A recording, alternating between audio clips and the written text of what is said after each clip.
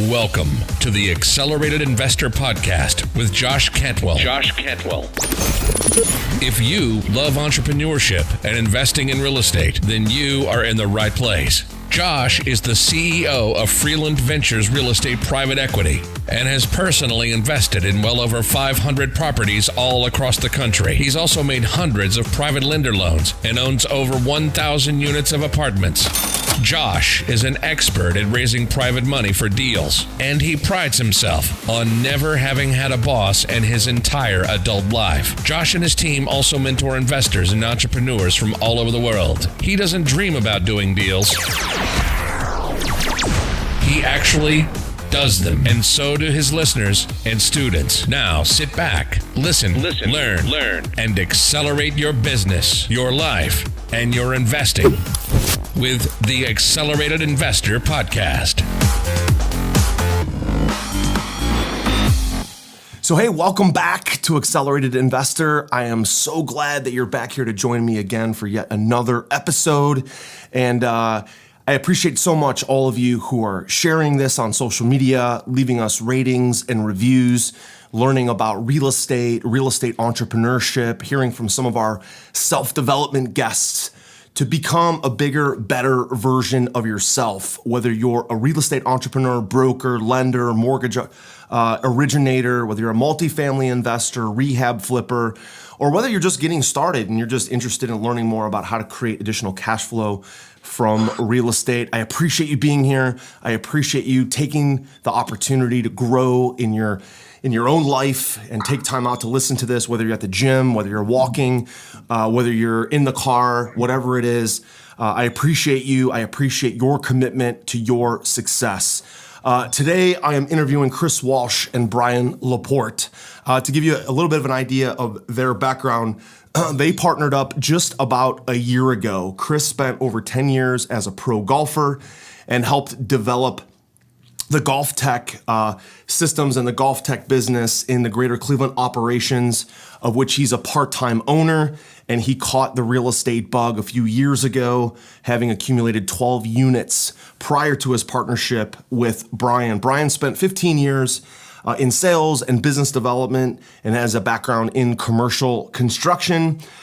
Chris and Brian, over the past year or so, have become regular repeat, basically partners with us. We fund a ton of their real estate investments, their cash flowing rental properties, their flips, their small balance commercial properties. They're investing throughout Northeast Ohio, which is in my own backyard. And get this, Chris and Brian partnered up just about 1 year ago. And in the past year, they've accumulated over 70 units across 26 properties in less than 12 months.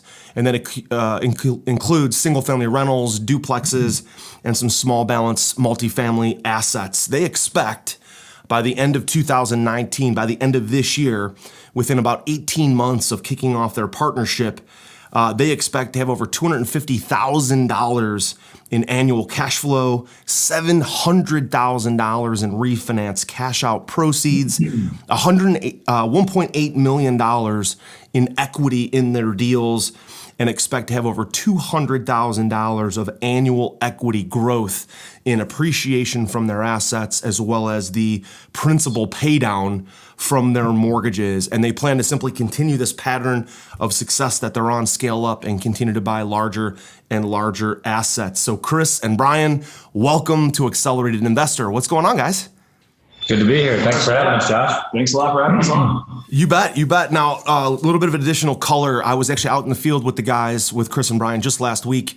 I was out looking at some different properties, filming some Facebook ads for some of our private lending things that we do, and also met the guys and did a case study at a property on Lake Avenue. So, guys, why don't we just jump in today? Just tell us a little bit more about what your strategy is right now. Are you, again, investing for income, investing for flips, wholesaling? People want to know, I've talked a little bit about it, and how does your business all come together, meaning the money-making strategy, and then also what role, Brian, do you play? Chris, what role do you play inside the business? So our basic strategy is we try to buy off-market deals. We try to buy the worst property in the best neighborhoods. We go in there, we renovate them, we put a great tenant in there, And then we take it to the bank, we refinance it, we take all of our money out. We usually have a bunch of built-in equity. We try to take some cash out of the deals, and then they'll cash flow. Basically, we're buying for cash flow right now, and we're hoping we're buying in the right areas that potentially will appreciate, but we're not betting on that. It's all kind of a cash flow play. Yeah, there's no speculation. It's not speculative for the appreciation playing that game. Got it. So buy, rehab, rent, refinance, and then, roll and repeat into the next deal. Yeah. Now, let me ask you guys about that particular strategy for you, because I know a lot of investors would love to do that. And at the same time, when they're getting going in the business, they're also looking at, well, I can't wait for all this equity. I can't eat my equity, right? So how am I paying my bills, my business bills? How am I paying my personal expenses? I think everybody would love to do that one strategy and only focus on that. Sure. Matter of fact, for me, if I could go back and look at the 700 properties that I flipped and wholesaled, if I could do it all over again, I would go back and keep them all. But the business has to eat, your family has to eat, you have to eat in the meantime. So how do you balance the need for today's income with your long-term investment strategy? I mean, right now, both of us have other sources of income, so that helps. The scales are rapidly tipping where our real estate business is overtaking those. But I mean, that in our current today situation, for just that instantaneous cash flow, that helps. But we're also, it's almost right now, every week we're adding additional cash flow in our real estate portfolio. It's literally every week, and we look at our numbers, our cash flow is going up. It just keeps continuing going like this. So in our bio, like we just gave you that quick snapshot. When we kind of look ahead at the end of this year, we're looking at going, okay, we just need to not mess up the next 4 months. And that cash flow foundation is going to be there to allow us to go elephant hunting, the bigger deals, to do the networking that allows us to go after and spend that time analyzing in everything that goes into trying to attack those larger deals. Got it. Yeah, we're still both working other jobs, and that's it's going to be less and less of that, and more of the focus on just building the real estate portfolio and continuing to scale.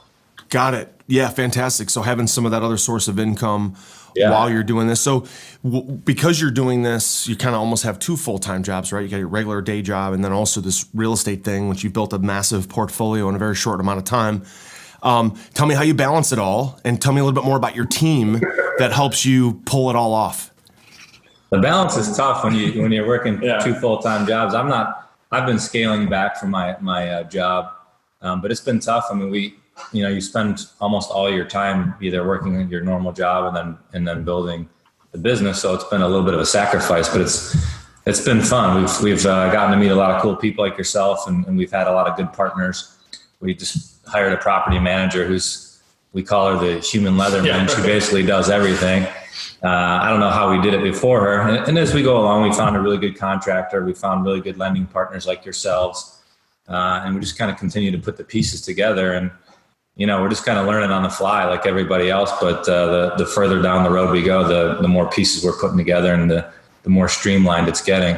I mean, the team is like Chris said, like people being on the team, even if they're not employees, is massively, massively important. I mean, in January, we were sitting there on the contracting, the execution side going, man, that's really holding us back. And we spent a lot of time concentrating on it. And then that's becoming more and more streamlined. Even the Freeland team. I mean, the number of text messages, if you look back through my phone, where I'm texting someone at Freeland at 6:45 a.m. or 7 a.m. is like, the list is long. Yeah.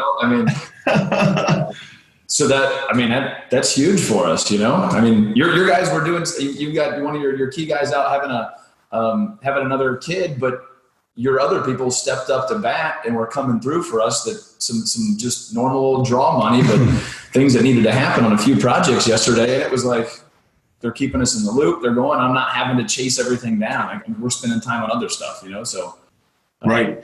That team is key. Yeah, it's huge. In my newest real estate investing book, The Flip System, you'll learn the proven secrets and strategies that I've used to be a successful real estate investor.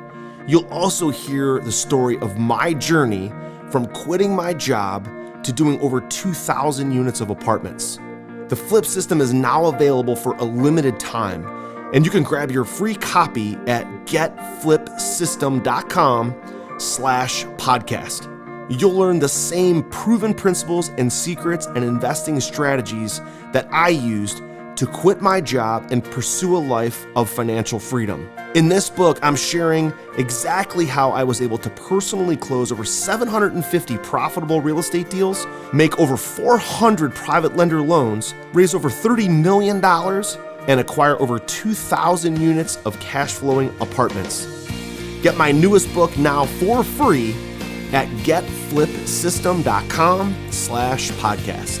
That's getflipsystem.com/podcast.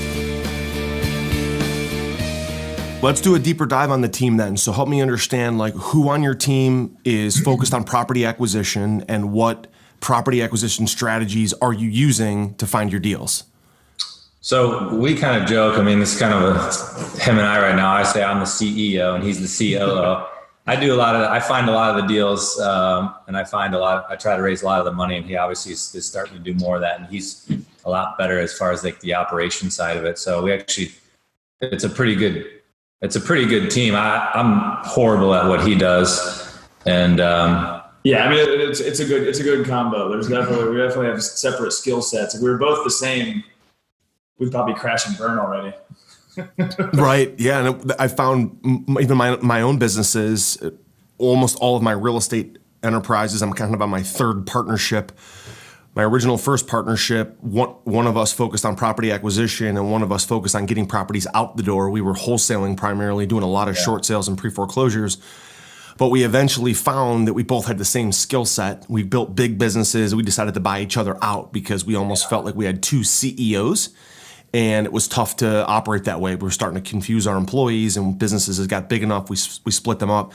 My second business, I really focused on raising money, finding deals, and really running and being the face of the company. My brother, Mark, actually ran the back end of the business, focused on primarily rehabs and rehab flips and doing construction. And today, almost all of the things that we do are inside of our Freeland brand. It's me and my business partner, Glenn.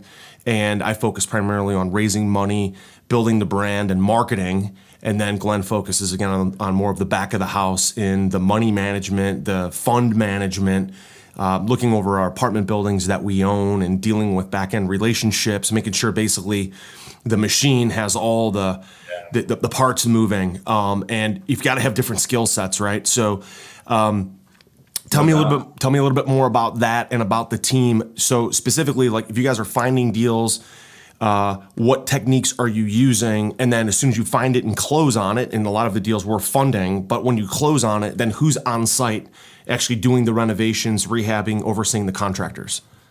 That's so, I mean, like I said, back in January, which feels like it was yesterday, we talked about it every day. How are we going to do that process? How can we deal with these deals in front of us if we can't bring them on and execute them? And what we ended up with, we have a guy, he's not an employee, but he owned his own company, wasn't I guess in love with all the stuff involved in running a company, all the boring vanilla stuff, paperwork, whatever, all the organization stuff, but was willing to kind of come on and run all our projects if we have a more active hand in it, not just him be a general contractor that every once in a while we pay him a big bill and he handles everything else. We pay the labor almost instantaneously. On every Friday, we buy all the material direct, so we're buying material much cheaper. We're not getting his markup on him, and he's learning to work with us because we talk to him multiple times every day. So he's learning our system and what we're doing and what we're looking for. So when we say, hey, we're looking at this property, which is almost daily, we're looking at different things. What do you think? Its decisions are made over a few text messages. Would you agree? I mean, yeah, he doesn't need a whole lot of boom, boom, boom. What do you think? Hey, you guys didn't think about this. This is a $15,000 thing. Oh, okay. Good to know. Oh, we thought this might be $70,000. Kurt, can you stop by, look at it, boom, do your thing. He goes, oh no, guys, we don't need to do that. We don't need to do that. We come up with numbers fast. So nice. I mean, once you start doing it, it seems really vanilla and really kind of normal to talk about those numbers. But it allows you to make decisions, yes, or even just no decisions are good because you decided, nope, that's a no, move on with your life. But we make them real fast, and having him manage projects, knock it out, know what we want, allows us to spend our time on stuff that helps us grow the business. Makes it more profitable. It's huge. I mean, the operators that I know that we fund a lot of deals with, or we partner with, the apartment buildings that we own, it all requires that one guy or that one girl who's truly the boots on the ground operator, who's actually on site, buying material, organizing the laborers, organizing the subcontractors, and making sure that every single day there's progress made, whether it's stabilizing and flipping a property, whether it's stabilizing and renting a single family, whether it's a lease turnover, when a lease comes up, and freshening up the paint and LVP flooring. You've got to have that one person that's on site. Otherwise, because raising money and finding deals is totally scalable, right? Yep. You could raise an unlimited amount of money, you could buy an unlimited amount of properties, but if you can't stabilize them on the back end successfully, you're going to have a whole lot of non-performing assets, right? Doesn't work. So yeah, that's the worst. So big deal there. So once you have a property that's stabilized, then so tell me about your basically lease management, your lease ups. Do you have a leasing agent? How do you guys advertise and fill up your rentals? So we did have a leasing agent. Actually, we're in the hunt for a new one. If you know anyone good, we just kind of use Facebook Marketplace, Zillow, Trulia, Craigslist, all that stuff. We've actually, in the last month, kind of pivoted a little bit because we have some unique properties where we actually started to, we'll do some Airbnbs, and we found that the gross rents on the Airbnbs in the right area can be significantly higher than the long-term stuff. So we're doing a little bit more of that, and it actually seems like it's a lot simpler to lease some of these Airbnbs out than it is the long-term places. So we've kind of gone through a couple different leasing agents. I've done some of that, and I want nothing to do with it. So we're always looking to hire good people. So I think that's kind of as we're scaling, we have to find good people and continue to add a team member. So that's kind of been a challenge for us lately. It's probably our next big concentration is the leasing agent thing. Although our property manager who's brought on, who can she's managed large complexes, multi-hundreds of units, things. She has some serious experience in that. We're probably going to shift her into some of that role here shortly. But Chris doesn't bring a good point. I mean, we've been debating, do we take a percentage of our portfolio and really it's a case by case and try out some of this Airbnb stuff, because it kind of stepped us into this new world that's pretty interesting. I mean, the income from it looks good. We're getting a lot of inquiries and some things, people looking for this like intermediate 3 and 4 month rentals instead of signing the traditional 1-year lease. So it's a different way to take a good asset and make it be income producing. It's kind of something we've kind of systematized that pretty quick. And I think we'd be silly not to just at least do small bites of that continuously if it's the right play. Yeah, absolutely. Why not? I mean, even if 85-90% of your portfolio is long-term rentals and you start out with 5, 10, 15% of it and see how it goes. And then, if it's continuing to work, then grow that piece. So guys, what do you think is the number one sort of principle or philosophy or strategy that you guys are operating on today that's made you successful? You guys really only been doing this for a year. A lot of people would be like, wow, look at all the units they own, 26 properties, multiple units. It's a lot in a short amount of time. And to be doing it to build long-term sort of cash flow and legacy wealth, I think is really the number one reason why people get into real estate, right? It's equity creation, it's cash flow creation, it's reduction of taxes. But what principle, philosophy, strategy, what do you guys, what's the one thing that you think that you've done over the past 12 months? If you could pinpoint one thing that's allowed you to be successful, what do you think that one thing is that really stands out? I would say for me, and Brian might have a different answer, is we've gotten really good coaching. So a friend of ours, Steve Morris, who owns 600 or 700 units, has a coaching group. We've gotten into that, and then we've plugged in some masterminds. Tim Bratz, who's a friend and business partner of yours, just started plugging into some of his masterminds and just getting around people that are thinking bigger, that have already done things that we're struggling through. And it seems like we go to these masterminds and it's like, oh yeah, I've done this, do this, go here, do this, read this book, talk to this person. And you can just get past these roadblocks much faster instead of trying to figure it all out on your own. Someone's already dealt with the problem that we're struggling with. So why not just go to them and say, what do I do? And obviously, I think you got to pay for these things. You got to pay for good coaching, but the best at anything, have good coaches. I don't care if it's sports, if it's business, if it's whatever. I think just getting around the right people and surrounding yourself. I always try to be the dumbest, poorest person in the room. And in that room, I know I'm in the right place. Yeah. There you go. Nice. I like that. I mean, I would agree with that like 110%. I mean, our normal business strategy is actually super vanilla right now. We succeeded at this. Let's do it again. Wash, rinse, repeat. But Chris kind of hit on it within that. You don't have to figure it out yourself. You don't have to do it yourself. I mean, I think about myself over the years being in sales and that so many times I'm like, I don't like how that guy's doing it. I'm going to do it myself. I'm going to do this better for this client. I'm going to do it myself. And I think back at all that time I spent that really was not valuable time spent. And probably our core thing is like, you know what? Somebody's figured this out. I don't care if it's somebody we don't know on some internet forum, somebody like you guys. I mean, you just hit your network of people. And like you said, a lot of times we're not the smartest guys in the room, which means your network is probably going to give you some really good insight. I mean, we do that literally weekly, trying to get insight and advice from people who have done it before, people that are bigger. And then the coaching thing is that's easily the big strategy. I mean, like you said, you go to the masterminds and you're sitting next to people, and the stuff that used to keep you up at night, you almost look back and laugh and go, I was worried about those little things. One conversation, boom, that's figured out. And I should be thinking like this size. Think bigger. Yeah. Nice. That's fantastic. So guys, let's pivot to your past. We've talked a little bit about where you're at today, a little bit about your strategy and what's important to you guys in growing your business. But where were you guys at when you started your real estate business? What helped you catch the bug? Was it something in your regular life that you were thinking I've just got to do something bigger, my regular job's not enough? Or was it the pursuit of income, the pursuit of equity, or were you kind of running from the pain of something else? And the reason why I ask is, when I was getting started in real estate, it was kind of a little bit of both. I was a financial advisor. I was advising people on all of their different income and their different financial plans, retirement plans. And I noticed that my biggest clients didn't just have their money in the stock market. They owned real estate. And at the same time, I also hated my job. I was working tons of nights. I was working tons of weekends. I was getting porched on a regular basis. And porched in the financial planning world is when you drive out to somebody's house that's 45 minutes away at 8 o'clock on a Thursday night. You ring the doorbell. You're on the porch. And nobody answers the door.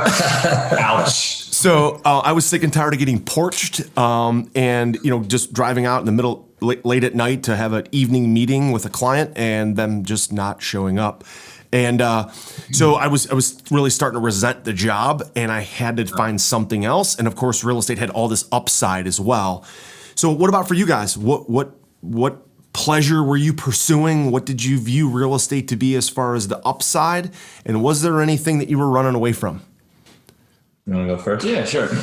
I mean, for myself, so I'm 41. I mean, it goes back to just out of college. My wife was in grad school and found an apartment, and I have a 50 or 60 unit building.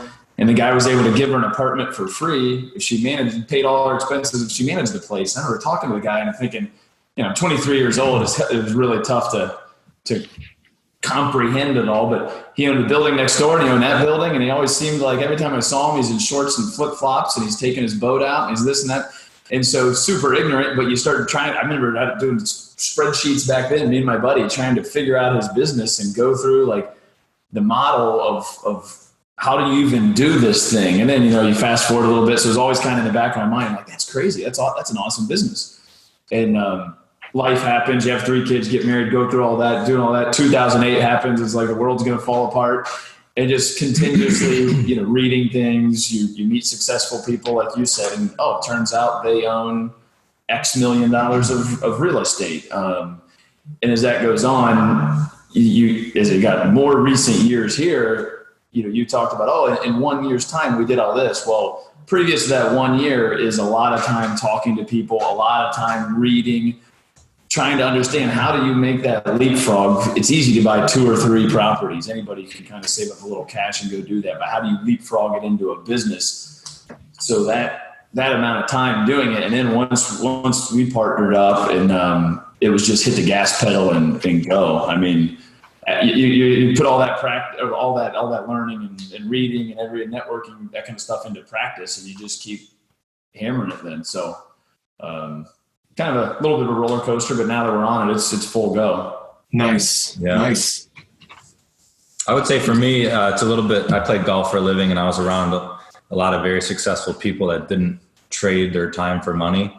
And that always intrigued me. And then both my parents died pretty young, and it's like, I want to live a big life. You don't know how long you're on this planet for. So it's like, I want to experience the best this life has to offer. I want to go travel. I want to be able to go spend time with family, spend time with friends, and not feel like I'm tied down to this job where you get 2 weeks of vacation. And I mean, that doesn't seem like a life to me, right?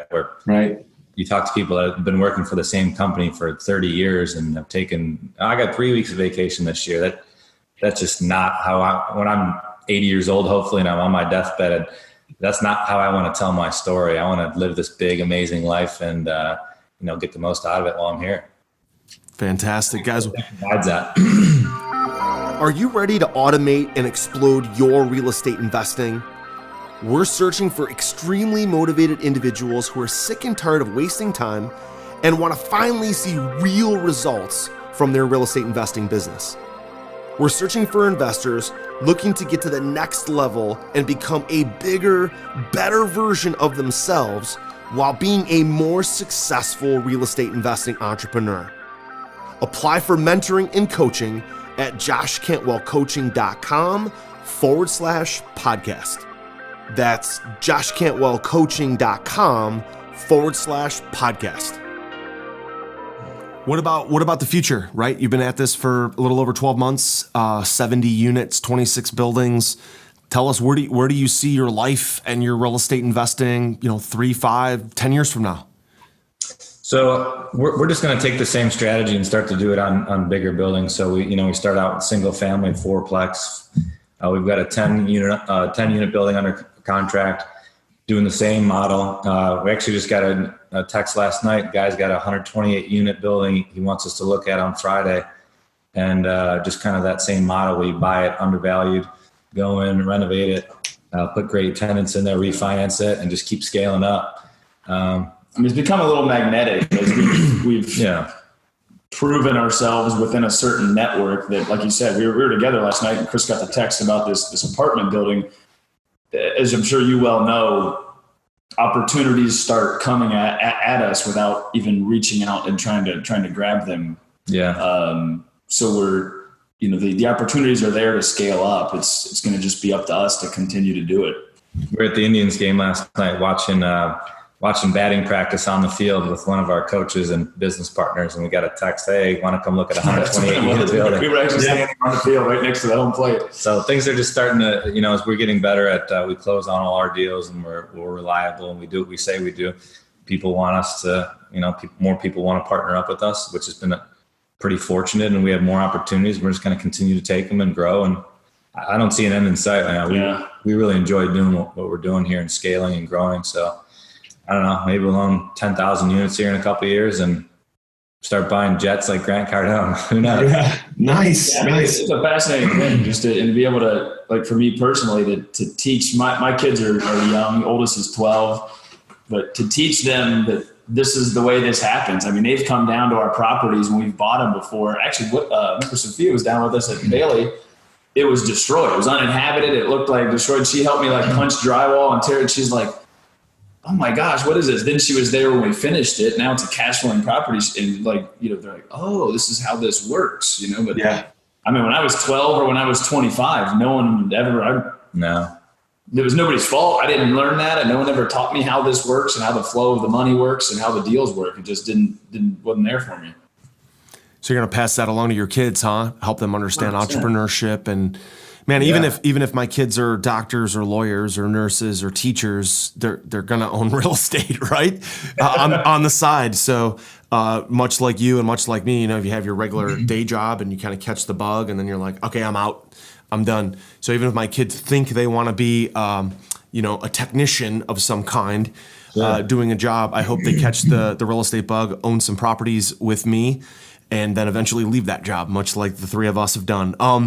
So guys, tell me about. The beauty of it is if you want to go and be a doctor or a painter or anything, real estate can give you the freedom to not have to trade your time for money and go do whatever you want, and you have income coming in. So go do whatever you want. And I think people that have time and freedom on their hands can start doing big things instead of worrying about trading your time for money and always worried about having money come in. Like, you've had some health issues, I have as well.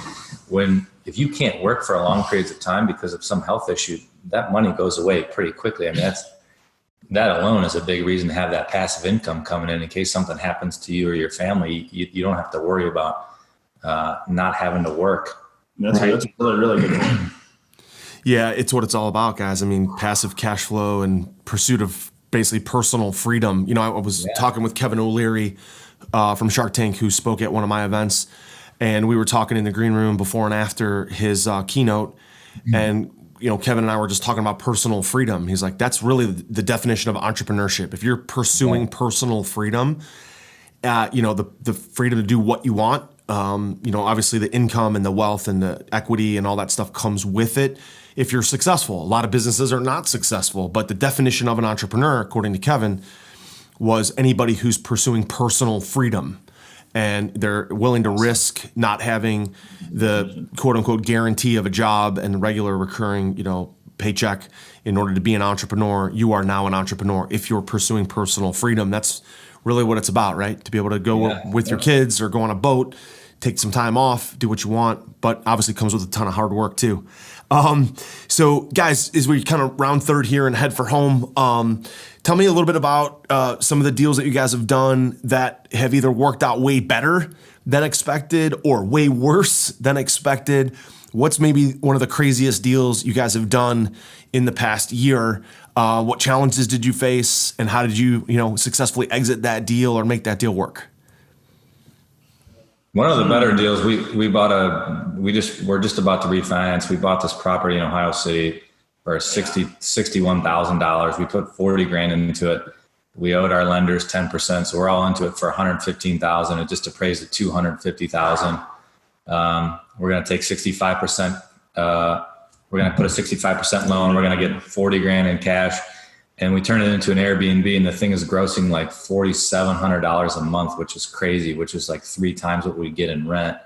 Wow. We're like, that kind of spurred us on to start doing more Airbnbs. Like, this is ridiculous. That was our first experiment. That was our first Airbnb. Right? So now we're like, let's turn everything we own into an Airbnb. We're not going to do that, but and some of the bad ones, nothing's been something that's not fixable. Maybe you go into a property and you start opening walls up, and you have to spend more money on the rehab. I mean, real estate seems like almost anything can be fixed over time, right? There's been nothing that's just been like, oh my God. Yeah, you just shift a little bit and go. I mean, most of the stuff that like you said, has been bad has been very just kind of simple, plain Jane. I mean, one of the first deals we did with you guys is when it was delayed. I mean, we thought we had big plans. We were going to turn this into this 3-unit building. Let's get a couple drawings drawn up and go to the city. And that property would have been cash flowing 3 to 4 months ago, because we thought it was easy to go to the city and get this thing changed, and it's delayed the project by forever. It's going to be an awesome property, but like, that's one of the biggest kind of like getting permits and stuff like that struggle things that we've had. I mean, it's not an exciting story, but every time we see it, we're like, this place is going to be awesome. It should have been awesome back in April already, I mean, Right. Kind of. No, like earth-shattering things have happened to us yet. Maybe they will, but again, like what we talked to, one of my buddies was like, you can figure out almost any problem. We'll just go to like Tim or Steve and be like, hey, what do you do here? And they're like, oh, just do this. We're freaking out about it. And it's like, oh, okay, yeah, we'll go do that. And it's pretty simple. So nice. Having good mentors is important. Yeah. And, speaking of mentors and mentoring and kind of getting advice, Last question for you guys before we wrap, which is if you think back at your younger former self, it could be a year ago when you guys got really going with your real estate business, or it could be 15, 20 years ago when you guys were maybe graduating from college and starting your adult life. What would be the number one piece of advice that you would give to our audience or give to your younger former self? I would have gone and worked for someone in the real estate business immediately, and I would have started buying real estate from day one. That's my biggest regret is I didn't start this earlier. I've always read a lot of books. I've always been interested in real estate and things like that, but I didn't take action for a long time. I was so focused on trying to get onto the PGA Tour. And then once I finally take action and you start finding the right people, it's like, why did I not do this sooner? That's my biggest regret. And that's what I would have told myself, get started sooner. Now, when's the best time to plant a tree? 30 years ago, when's the next best time right now? Yeah. I think that's probably the most applicable thing for me. Got it. Yeah. I mean, easiest, I'd be the same way. I mean, you get programmed into the here's how it go. And, I guess it just, maybe even from previous generations, you got to get good grades, get the good job, do that. And then you plateau out. You can do great at your job. You're making good money. Even in a sales role, it can't keep scaling up like that. It just doesn't, it doesn't really exist in very many places versus this. Had I known this at age 25 and I had gone, even if I did every ounce of the work myself at age 25, find a way, borrow money from family, friends, do whatever you can and buy a place and fix it up in your spare time and rent it and then do that again. I mean, I'd have just even started out simple like that. Yeah.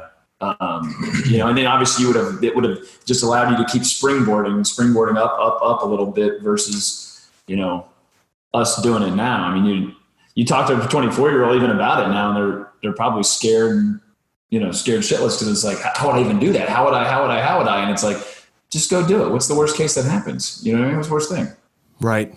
Yeah. And like you said many times during this interview, like being around other people who've already been there, who are kind of at the place that you want to be, or who are just 5 or 6 or 7 steps ahead of you and being right there with them. I mean, I use the term R&D all the time, right? Not research and development, but rip off and duplicate. And, so, I would say, and I actually learned that. I heard that for the first time from the guy who originally founded the company 1-800-GOT-JUNK.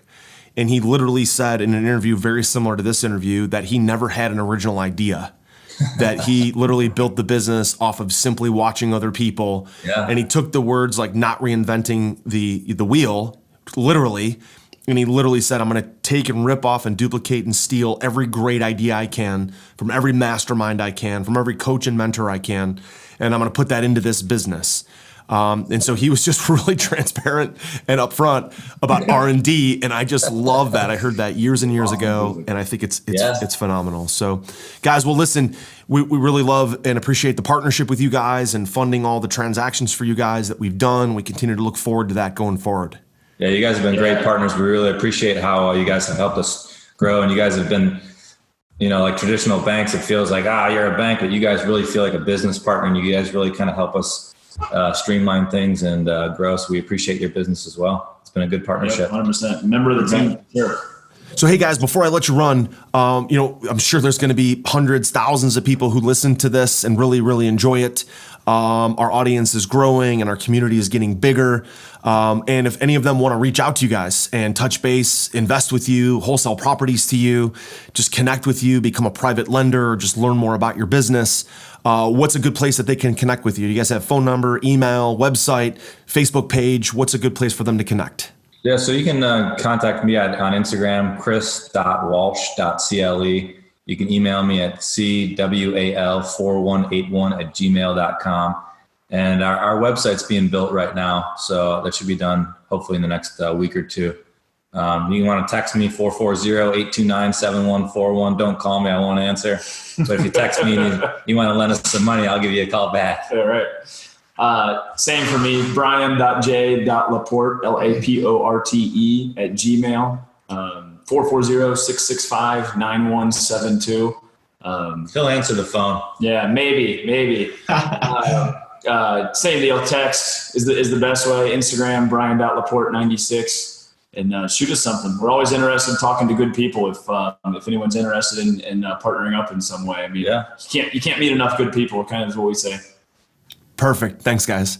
Look forward to seeing you guys, quadruple your portfolio over the next 12 months or so and just be major players in the Cleveland market, and we're happy to be a part of it. So, guys, thanks so much for joining us. If you've enjoyed this episode of Accelerated Investor, leave us a rating, leave us a review, share it on social media, leave the comments and questions right on the page, acceleratedinvestorpodcast.com.